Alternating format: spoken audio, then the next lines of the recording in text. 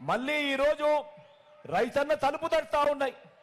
రైతన్నలకు ఈరోజు మొట్టమొదటిసారిగా ఆర్బీకేల ద్వారా ప్రతి ఎకరా ప్రతి పంట ఈ క్రాప్ చేసి రైతన్నలకు మొట్టమొదటిసారిగా ఎప్పుడు చూడని విధంగా రైతన్నలకు ఉచిత పంటల బీమా ఇస్తా ఉన్న ప్రభుత్వం కూడా ఇప్పుడు మాత్రమే అని చెప్పి తెలియజేస్తా ఉన్నా. రైతన్నలకు నష్టం జరిగితే ఆ సీజన్ ముగిసేలోగానే కరువు వచ్చి ఆ సీజన్ ముగిసేలోగానే రైతన్నకు వరదలు వచ్చినా తుఫాన్లు వచ్చినా ఏ నష్టం జరిగినా కూడా సీజన్ ముగిసేలోగానే రైతన్నకు ఇన్పుట్ సబ్సిడీ ఇస్తా ఉన్న రోజులు కూడా కేవలం మీ బిడ్డ ఈ 58 నెలల పాలనలోనే జరుగుతా ఉంది అన్నది ఆలోచన చేయమని ప్రతి రైతన్నను కోరుతా ఉన్నా.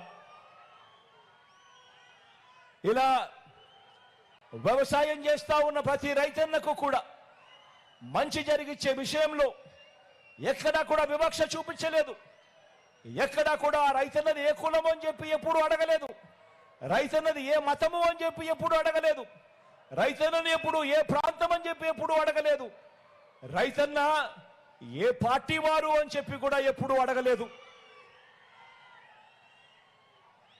రైతన్నను రైతుగానే చూశాం, రైతన్నను రాజుగానే చూశాం, రైతన్నను గుండెల్లో పెట్టుకొని పరిపాలన చేసిన రైతు పక్షపాత ప్రభుత్వాన్ని మనది అని కూడా చెప్పడానికి గర్వపడతా ఉన్నా.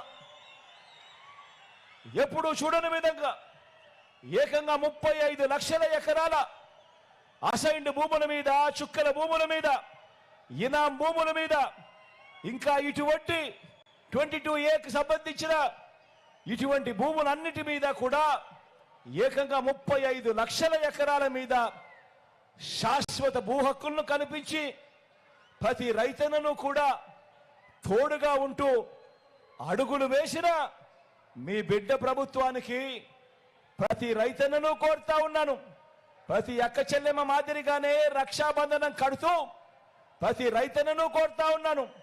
ప్రతి రైతన్న కూడా ఒక్కసారి భుజం తట్టి నీ వెనక మేమున్నాము అని అండగా నిలబడాల్సిన సమయం వచ్చింది అని చెప్పి ప్రతి రైతన్నను కోరుతా ఉన్నాను.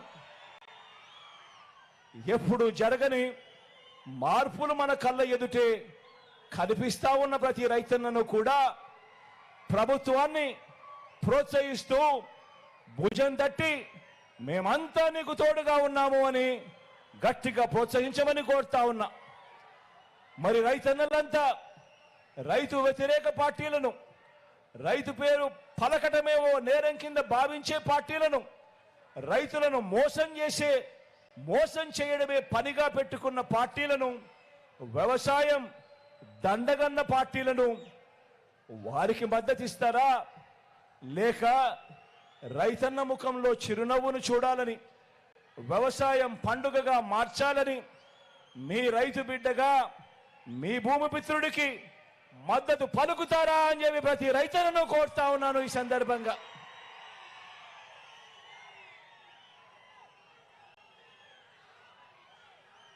ఇక సామాజిక న్యాయం, ఎందుకనంటే ఈ విషయం కూడా అందరికీ తెలియాలి.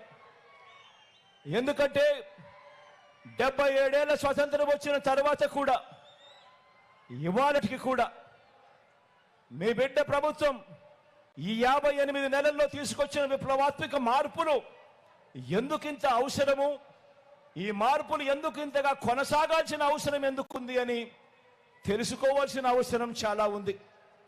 మీ బిడ్డ సామాజిక న్యాయం విషయానికి సంబంధించి ఈ 58 నెలల్లో కని విని ఎరగని విధంగా రాష్ట్రంలో విప్లవాత్మక మార్పులు తీసుకొచ్చాడు. మొట్టమొదటిసారిగా ముఖ్యమంత్రి స్థానంలో ఉన్న మీ బిడ్డ ప్రతి మాటకు ముందు నా ఎస్సీలు, నా ఎస్టీలు, నా బీసీలు, నా మైనారిటీలు అంటూ ఆ అణగారిన వర్గాలకు నేనున్నా తోడుగా, మీరంతా నా కుటుంబ సభ్యులు అని చెప్పి భరోసా ఇచ్చిన ప్రభుత్వం మీ బిడ్డ ప్రభుత్వము అని చెప్పి ఈ సందర్భంగా చెప్పడానికి గర్వపడతా ఉన్నా. ఏకంగా